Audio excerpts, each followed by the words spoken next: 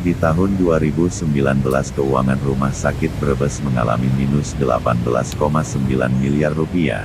Di tahun 2020 sejak diterapkannya sistem pelayanan yang lebih baik menurut Dr. Sriniti Wakil Direktur Keuangan Rumah Sakit Brebes di tahun 2020 surplus 15 miliar, dan di tahun 2021 bulan Desember Rumah Sakit Brebes mengalami surplus hingga mencapai 80 miliar rupiah. Untuk mengetahui lebih jelas bagaimana bisa meningkatkan keuntungan Rumah Sakit Brebes dari minus hingga surplus, berikut wawancara dengan Wakil Direktur Rumah Sakit Brebes Dr. Sriniti. Saya dengan Pak Direktur waktu itu masih Wakil Direktur Pelayanan soal ke Bupati menyampaikan harus ada perubahan atau pergeseran untuk bisa merubah pendapatan di rumah sakit supaya bisa maksimal, bisa menutup cash flow rumah sakit, jangan sampai defisit yang seperti yang sudah.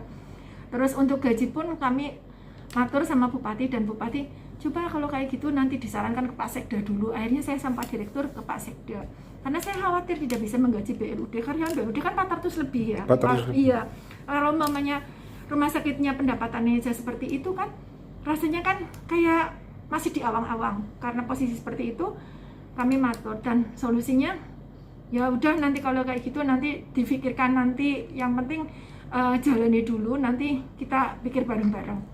Tapi ada waktunya, saya 12 hari setelah saya jadi wadir, berarti pastinya tanggal 2 Mei saya rapat di DPR. Pada saat saya rapat di DPR memang saya menyampaikan kepada komisi, kalau nggak salah komisi 4 dan komisi 3 kalau nggak salah, ada Pak Mafruhi sih di sana. Saya menyampaikan rumah sakit sudah defisit, anggarannya tidak cukup untuk operasional karena angka kunjungannya menurun. Satu-satunya untuk bisa meningkatkan pendapatan harus ada pola tarif baru yang disetujui.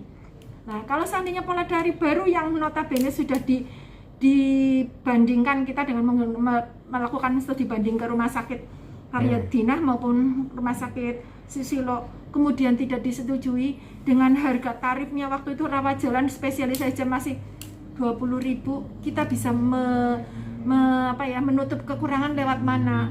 Jadi yang tadinya 20 kan jadi 50, tapi kan untuk 50 nggak disetujui. Akhirnya dengan adanya saya bilang posisi rumah sakit sudah seperti ini, adanya utang, kemungkinan nggak bisa gaji karyawan untuk mulai bulan Oktober, alhamdulillah Dewan ngasih solusi, disetujui perubahan tarif pada saat itu.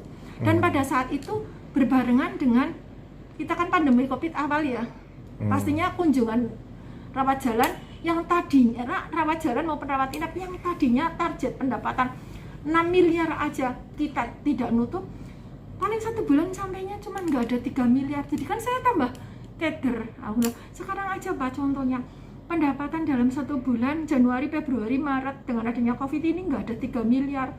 Dibikin pendapatannya 6 miliar aja nggak bisa nutup. Akhirnya alhamdulillah beliau yang ada di Dewan menyetujui kenaikan tarif. Menyetujui, udah pola tarifnya dirubah sesuai dengan yang sudah dicontoh, maksudnya ibaratnya dibolehkan lah dirubah. Dan alhamdulillah berbarengan perubahan pola tarif, kemudian ada perubahan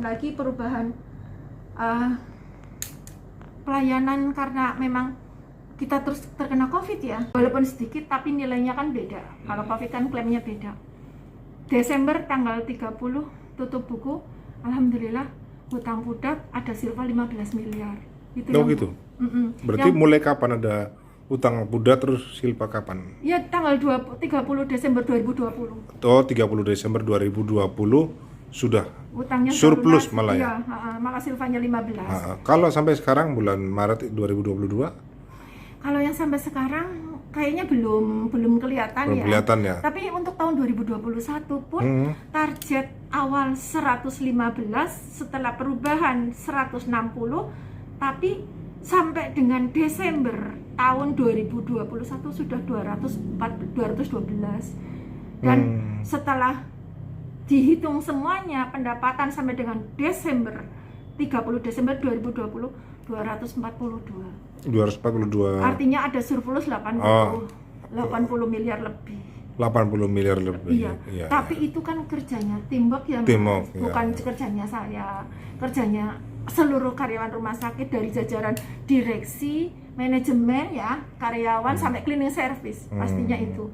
Cuman ya ini memang kalau saya melihat posisinya juga apakah yang seperti ini bisa bertahan apa tidak, saya agak berpikir mudah-mudahan nanti seiring dengan adanya perubahan perilaku karyawan dari direksi sampai ke bawah, senyum, sapa, salam, ada eman terhadap pasien, mudah-mudahan image buruk terhadap rumah sakit kita akan berubah, mudah-mudahan yang tadinya judes akan berubah jadi baik, pelayanannya jadi baik. Nyatanya gedungnya juga sekarang sudah kinclong ya, Mas. Iya betul.